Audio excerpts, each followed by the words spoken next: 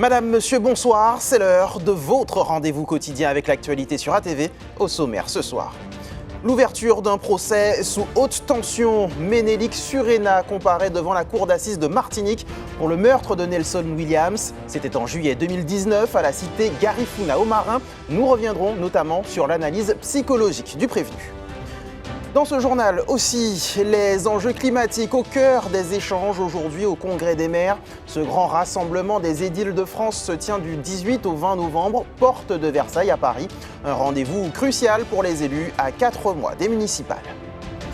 L'art de réinventer la pizza. Stéphane Tell nous ouvre les portes de sa cuisine. Ce pizzaiolo de talent s'est distingué au début du mois lors du Trophée mondial de la pizza. Son portrait à découvrir dans quelques minutes. Et on débute donc par l'ouverture du procès de Ménélique Suréna ce matin devant la cour d'assises de Fort-de-France. Cette figure connue de la cité Garifuna au Marin est jugée pour l'assassinat de Nelson Williams en juillet 2019. Il est également poursuivi pour tentative d'assassinat sur le cousin de ce dernier. L'homme est décrit comme intelligent, méfiant et capable de perdre pied en quelques secondes. Le compte-rendu d'audience de Ryan Anias. Dans le box, un homme au passé lourd et aux colères soudaines, Ménélique Suréna, jugé pour assassinat et tentative d'assassinat, répète pourtant « Je ne suis pas quelqu'un de violent, mais si on m'agresse, je peux répliquer ». Un parcours marqué par la délinquance et des années de prison. Ce matin aux assises, experts et proches décrivent un homme vif, méfiant, capable de basculer en quelques secondes. Un profil complexe que la Cour doit désormais confronter aux faits.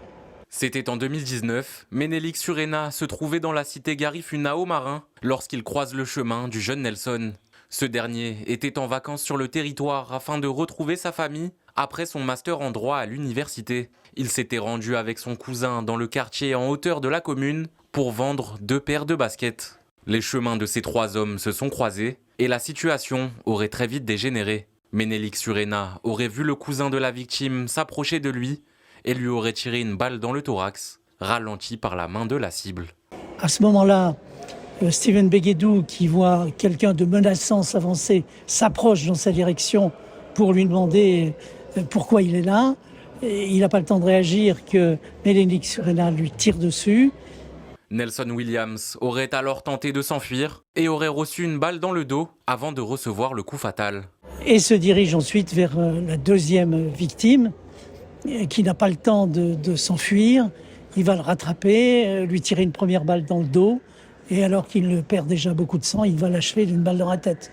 Un acte qui survenait 2 ans après une autre altercation entre Ménélique Suréna et le père de Nelson Williams. L'accusé avait d'ailleurs reçu un coup de couteau. On sait aujourd'hui parfaitement ce qui s'est passé, en dépit des dénégations partielles de Ménélique Suréna, puisqu'il est clair que celui-ci, c'est lui qui, ayant connaissance de l'arrivée dans le quartier de ce garçon avec qui il avait eu un litige plusieurs années plus tôt, est venu avec l'idée de se venger.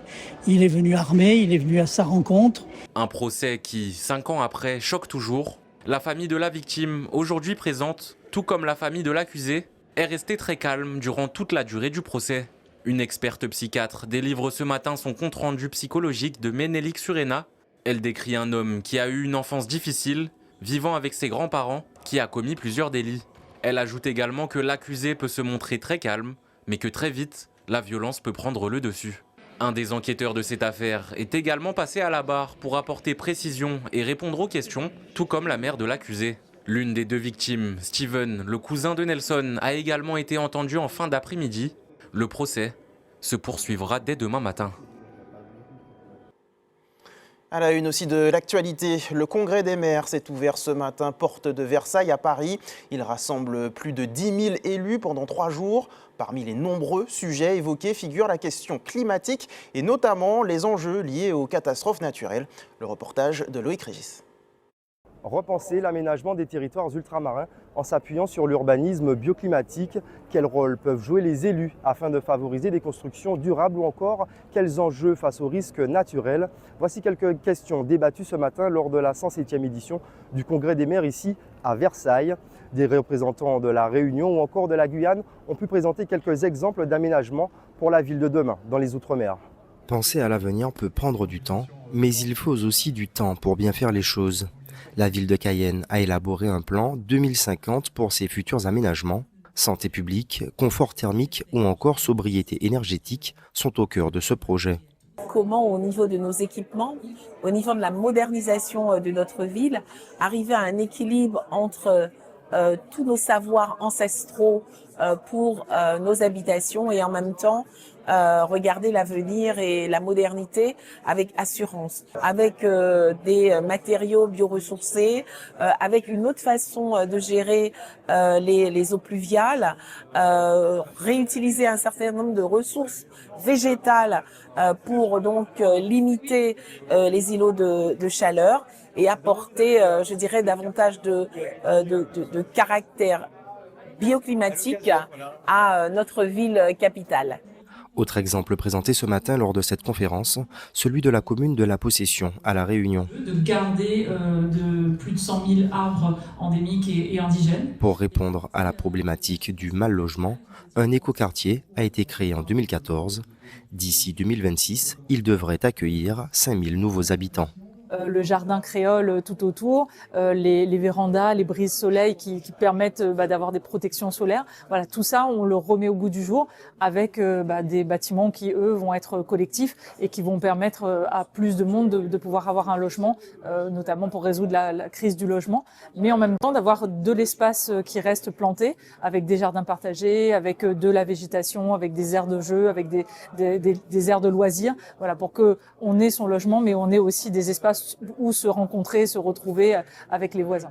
Tsunami, érosion, cyclone ou encore tremblement de terre, nos territoires font partie des plus exposés en France face aux risques naturels. Pour se tourner vers l'avenir, il y a bien sûr la notion de coût, mais aussi celle de normes à prendre en compte. Aujourd'hui, on est plus que jamais dans l'obligation de s'assurer que ces risques-là soient pris en considération dans les documents d'urbanisme, mais également dans le contrôle de ce qui est réalisé. Parce que si vous imposez un règlement d'urbanisme et que les gens font n'importe quoi par la suite, on risque de se retrouver avec des personnes sinistrées et avec des contraintes de prise en charge par les assurances. Donc on est vraiment dans une sorte de résilience de construction qui nous oblige à ne pas construire n'importe comment, mais à toujours faire attention à tous les risques pour protéger ceux qui vivent dans la maison. Des problématiques communes, mais avec des enjeux spécifiques à chaque territoire. Ce congrès des maires est aussi un moment pour faire le point et partager ses expériences. Dans le même temps, les salariés des missions locales se mobilisent contre la baisse des crédits alloués par l'État. La dotation diminuerait de 13% selon le projet de loi de finances 2026 actuellement discuté à l'Assemblée nationale. Une levée de bouclier largement partagée chez nous, tant la coupe annoncée aurait des conséquences immédiates. Aux Antilles et en Guyane, plus de 30 000 jeunes sont accompagnés chaque année. Les professionnels craignent des suppressions de postes et une chute de la qualité de l'accompagnement. Les précisions recueillies par Jean-Marc Cartor. Nous avons eu une première baisse en 2025 et ça, nous l'avons accepté parce que chaque acteur doit participer quand même au redressement des comptes de l'État. Mais à nouveau, une baisse de subvention de 13% en 2026 qui va porter à plus de 2 millions en moins pour les missions locales des Antilles et de la Guyane, c'est inadmissible. Nous doublons pour jeunesse là parce que moins de moyens pour les missions locales, c'est plus de rupture au niveau des jeunes. Et c'est moins d'accompagnement, un accompagnement moins intensif, et surtout sur nos territoires, en Martinique, en Guadeloupe, en Guyane et à Saint-Martin, nous avons des réalités économiques et sociales qui sont différentes des réalités hexagonales. Et moins de moyens, ça signifie moins de proximité avec les jeunes, parce que nous avons 87 points d'accueil. Donc, comment se rapprocher davantage des jeunes? Ce sera impossible. Comment travailler sur la santé de nos jeunes, surtout après le Covid? Comment travailler sur la mobilité dans nos territoires? Comment travailler sur les freins sociaux, l'aide? Un jeune qui doit aller en emploi, il a besoin d'argent pour manger au départ, le premier mois.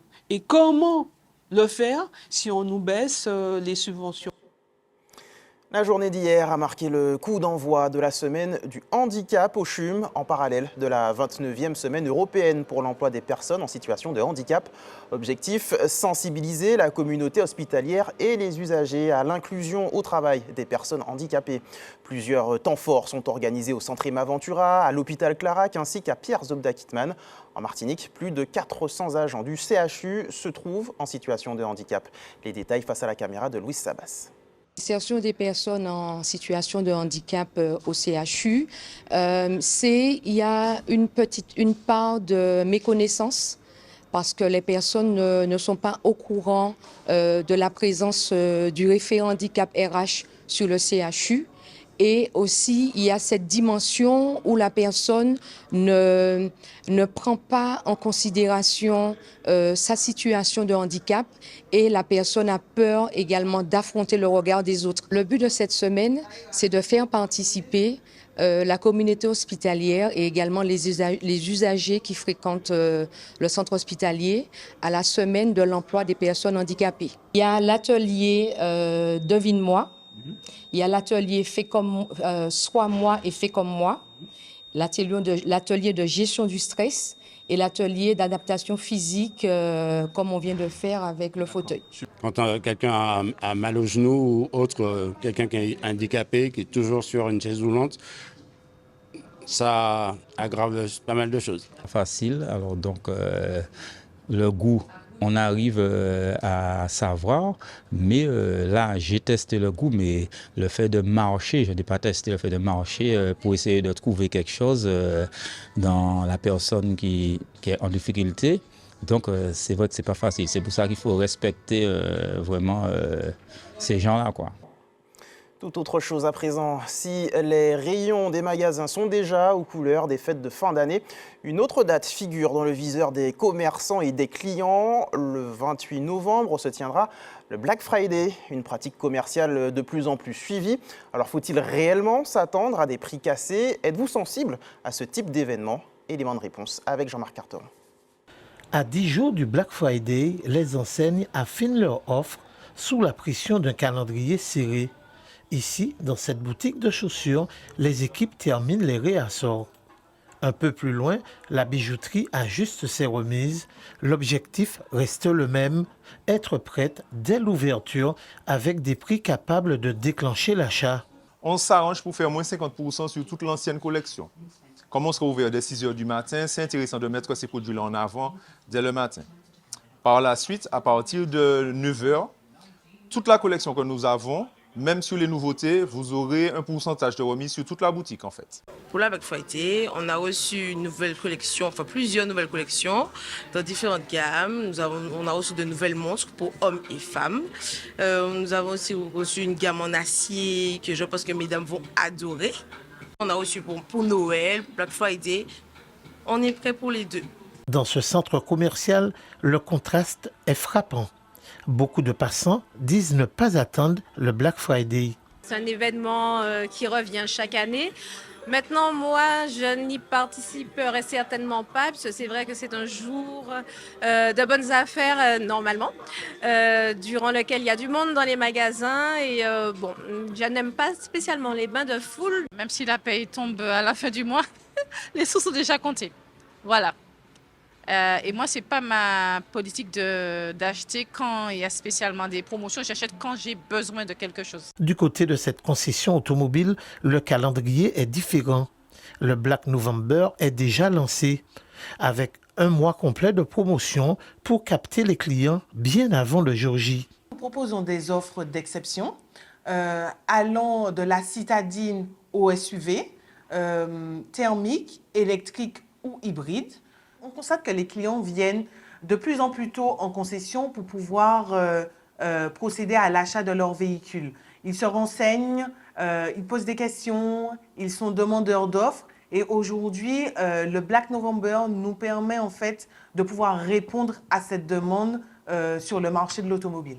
À 10 jours du Black Friday, les préparatifs s'intensifient, mais l'envie d'acheter reste inégale. Entre stratégie longue durée et opérations ciblées, chacun tente de tirer son épingle du jeu dans une fin d'année plus que jamais sous pression.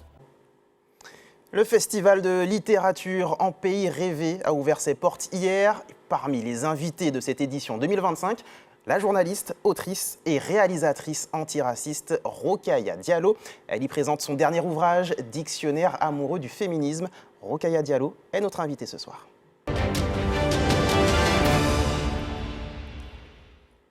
Bonsoir Rokhaya Diallo. Bonsoir. Merci d'avoir accepté notre invitation. Merci à vous. Je le disais, vous êtes en Martinique dans le cadre de ce festival En Pays Rêvé pour présenter Dictionnaire amoureux du féminisme. Alors, un titre qui veut dire déjà beaucoup de choses. Pourquoi ce titre déjà ? Alors, les dictionnaires amoureux, c'est une collection qui existe maintenant depuis 25 ans et qui explore plusieurs thèmes. Les éditions Plomb ont décidé de lancer le chantier du dictionnaire amoureux du féminisme et me l'ont proposé. Et pour moi, ça a vraiment été l'occasion d'explorer à la fois mes engagements féministes et puis tout ce qui les avait nourris, qu'il s'agisse de théories académiques, mais aussi de pop culture, et aussi de parler des grandes figures du féminisme passées, présentes, de fiction, des personnes réelles.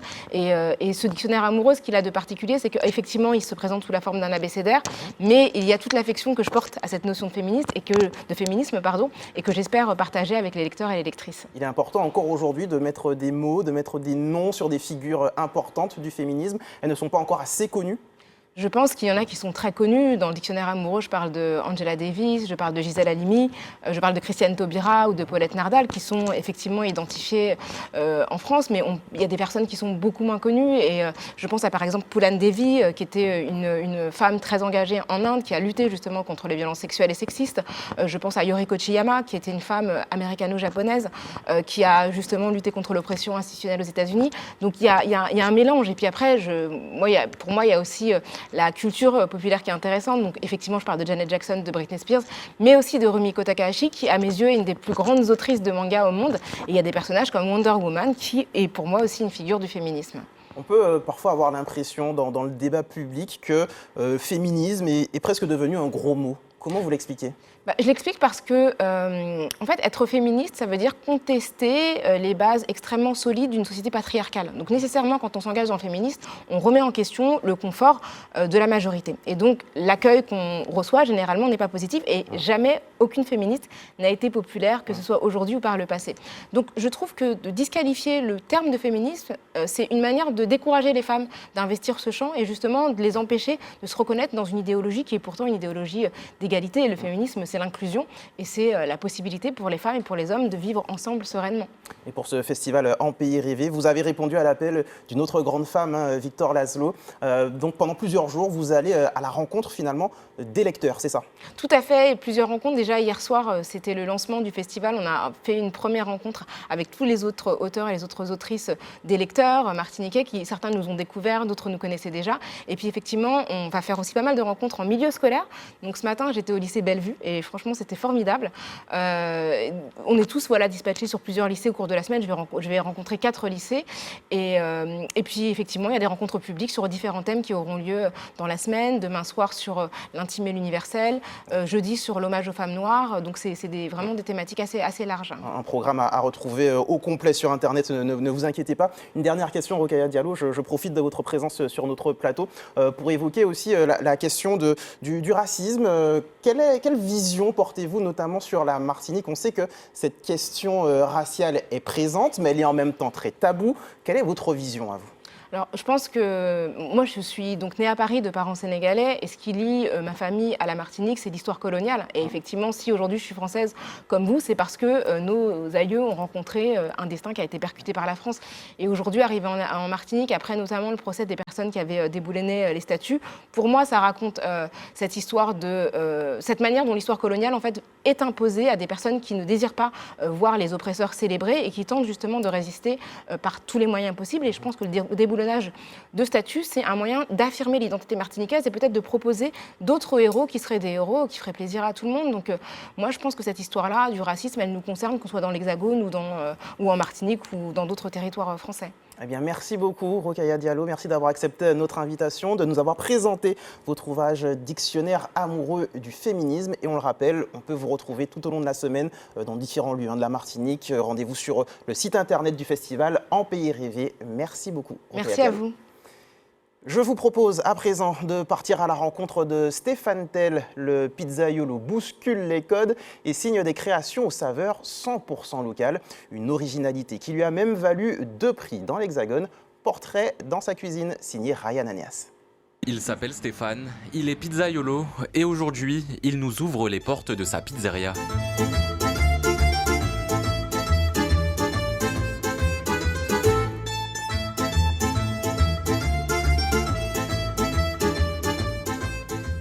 Ici, vous pouvez trouver des pizzas classiques, mais également d'autres aux saveurs bien plus locales. Avec sa compagne, ils ont décidé il y a 13 ans d'ouvrir leur enseigne. J'ai la chance de faire de ma passion mon métier. Effectivement, aujourd'hui on vit pizza avec ma compagne qui est aussi passionnée que moi. On fait de la pizza même à la maison pour s'amuser. On passe des journées ici effectivement à essayer d'imaginer de nouvelles choses, de nouveaux empattements.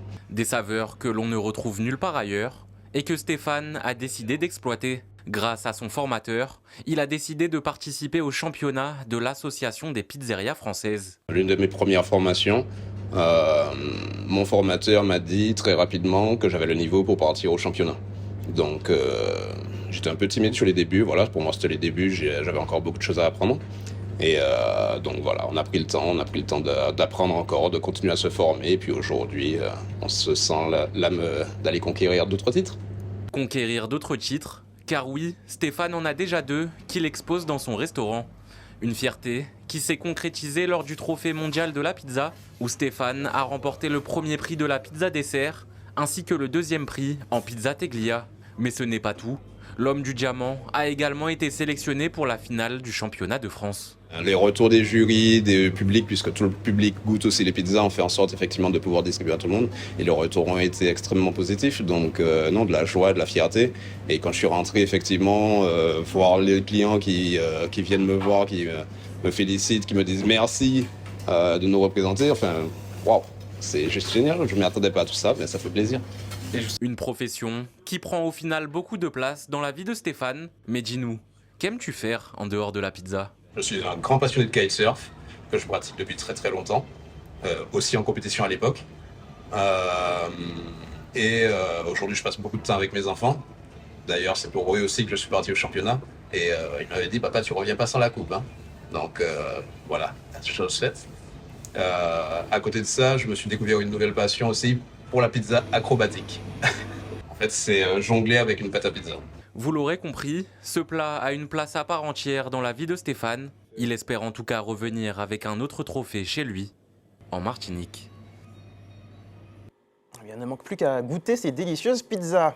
Elles ont brillé sur la scène du Grand Carbet à Fort-de-France ce samedi. Beauté, élégance et engagement étaient les maîtres mots de l'élection de Miss 15-17. Et c'est la candidate numéro 5, Alicia Monrose, qui défendra nos couleurs à l'élection nationale. Retour sur cette belle soirée avec les images de José Éloi et le commentaire de Dorian Cayuela. Les émotions ont été difficiles à contenir pour Alicia, sacrée avec l'aval du jury. Fière de son parcours, elle adresse un message motivant aux futures candidates, celles qui pourraient, à leur tour, se voir couronnées. C'est pas ce que je ressens précisément, c'est très confus, j'arrive pas encore à réaliser, mais je suis très fière et très reconnaissante envers toutes les personnes qui ont été là pour moi et qui m'ont soutenue dans cette aventure. Le concours n'a pas toujours été facile, ça a demandé beaucoup de travail, beaucoup d'efforts, mais j'ai eu la chance d'être dans un bon comité, avec des bonnes candidates, des bonnes copines et du coup tout s'est très bien passé. Je dirais qu'il faut croire en soi, que si elles ont envie de participer ou de se donner, etc., il faut y aller et faut travailler et avec du travail, de la confiance, on peut réussir. Elles étaient une quinzaine à briller la couronne de cette édition 2025 après des mois de préparation intense où chaque Miss a travaillé avec rigueur et détermination pour faire briller leur secteur. Donc les 5 gagnantes des 5 secteurs, c'est eux qui ont représenté l'élection régionale. La gagnante va représenter la Martinique au niveau national en février prochain. On va la préparer pour qu'elle ait les atouts pour essayer de remporter l'élection nationale. Mais pour Alicia, l'aventure ne fait que commencer. Un travail supplémentaire l'attend sous l'œil bienveillant de la présidente du comité national. Le concours, il est vraiment axé sur le développement personnel. C'est un moyen pour les filles de découvrir le monde de la mode, de la beauté, dans un cadre très sain, parce que c'est vrai que c'est un monde qui est assez cruel et on peut très très vite être mal orienté. Alors c'est une première porte pour elles où c'est un peu la safe place et elles peuvent apprendre tout en délicatesse. C'est vrai que c'était assez compliqué parce que c'est dur de départager des filles sur une seule prestation et une seule soirée parce que bon, elles sont toutes différentes, elles ont toutes des histoires de vie différentes.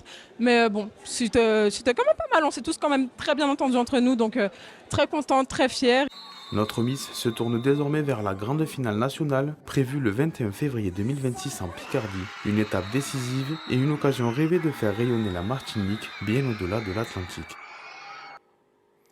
Une bonne dose d'hypnose saupoudrée d'une pointe d'humour. Ado Pharaon sera au Free Comedy Club ce vendredi et nous le recevons ce soir pour parler de son nouveau spectacle Dodo.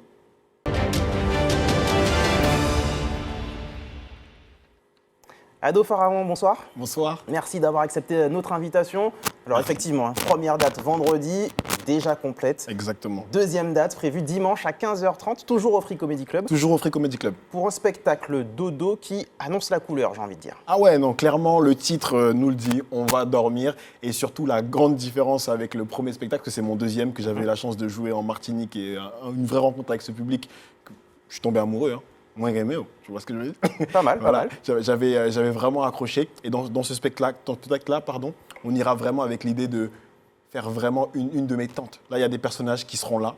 Ok, j'aime rire, j'aime l'humour, j'aime l'hypnose, mais là, la tata sera là, la tata africaine qui comprend que son neveu veut faire de l'hypnose et qui comprend qu'il y a un petit peu d'oseille à faire aussi. Donc. Lorsqu'on parle d'hypnose, on peut rapidement avoir une dose de scepticisme. Bien sûr. Certaines personnes pensent que tout cela, ce n'est que du cinéma, que les gens qui tombent sous vos mots sont des complices. Nos téléspectateurs, s'ils sont assidus, ont remarqué. Il y a 2 ans, on avait réalisé un reportage ensemble. Je m'étais d'ailleurs fait hypnotiser à ce moment-là. Ça fonctionne comment, tout simplement? Alors, l'hypnose, ça fonctionne de manière très très simple. Hein. Je vais le dire de manière la plus simple possible. L'hypnose, c'est le pilote automatique de votre cerveau. Morphée, c'est le sommeil, et on dit que son petit frère, c'est hypno. Donc l'hypnose, juste avant de dormir, on rentre en hypnose. Souvent on dit pour bien maîtriser une leçon, quand il faut l'apprendre, avant de dormir. D'accord. Donc l'hypnose, c'est un mot qui fait peur parce que malheureusement, on a vu des personnages d'hypnose un peu abusives d'autres artistes bien avant. Mais aujourd'hui, moi, j'aimerais replacer l'hypnose avec ses lettres de noblesse en disant que moi, je suis là pour servir les gens qui viennent à mon spectacle, qu'on passe un bon moment ensemble et surtout qu'ils se sentent respectés et qu'ils découvrent quelque chose. Tout le monde est réceptif à l'hypnose? Alors, on l'est tous. Mais j'ai envie de dire, il y a différentes techniques d'hypnose. Alors peut-être qu'on peut avoir du mal à rentrer en hypnose avec un certain hypnotiseur, par exemple moi, mais c'est un peu comme le sommeil. On dort tous, mais des fois on a des insomnies, des fois il y a un peu trop de bruit, des fois les conditions ne sont pas requises, mais en tout cas on l'est tous parce que c'est physiologique avant tout. Par contre, on n'est pas tous réceptifs à ce que quelqu'un nous mette sous hypnose. Une dernière question, vous l'avez dit, hein, vous aimez bien rire, vous aimez l'humour.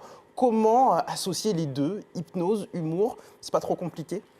Moi, je pense qu'on soit africain comme je le suis, qu'on soit antillais, on a une histoire qui nous oblige à avoir de la résilience et surtout à tourner ce qu'on peut vivre de la plus belle manière, avec l'humour, avec le partage, de vivre ensemble. Donc dimanche, j'ai envie de vous montrer comment on peut rire en même temps et dormir. Rire. Donc rendez-vous dimanche à 15h30 pour cette deuxième date. Exactement. Pour votre nouveau spectacle Dodo. Merci beaucoup. Merci beaucoup pour l'invitation. Et à dimanche. À dimanche. Et vendredi avant. En sport, on jouait ce week-end la 4e journée du championnat féminin de volleyball et la 5e journée au masculin. Chez les filles, le MUC recevait le Good Luck dans la poule A. Les Foyalaises se sont imposées sur le score de 3-7-0, alors que dans le même temps, le RC Arlésien a disposé de Team Pulse chez les hommes. Récit des 2 matchs avec Karil Chassol et Marc Michel. C'est à un premier set plutôt équilibré que l'on assiste entre le Good Luck et le MUC. Les Foyalaises font la course en tête et malgré des universitaires accrocheuses, le Good Luck s'offre cette première manche 25-20. Et les protégées de Loris Christine poursuivent sur leur lancée. Elles impriment leur rythme à la partie. Le Good Luck remporte le deuxième set 25-13. Le MUC tente bien de faire de la résistance lors du troisième set.